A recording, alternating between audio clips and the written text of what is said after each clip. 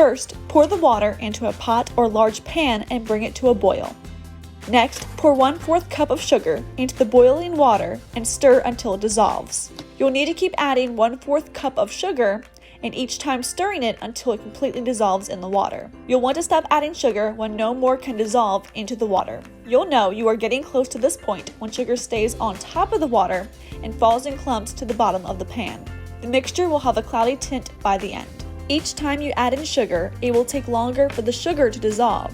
Once no more sugar will dissolve, remove it from heat and allow it to cool. You'll know if you have done it correctly when you take the sugar mixture off the heat and the sugary film forms on top.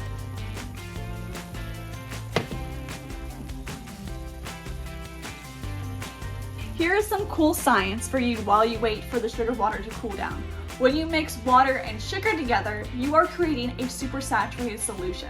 This means you will end up with more dissolved particles of solute than the solvent could normally dissolve. By adding more and more sugar into the hot water, the sugar is dissolving faster than what the fast-moving, heated water molecules can dissolve.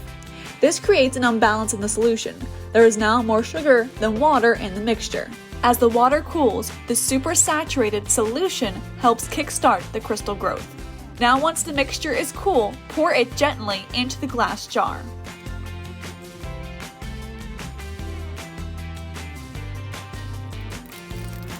Next, put the string or pipe cleaner in the mixture and put the pencil or popsicle stick on top of the jar.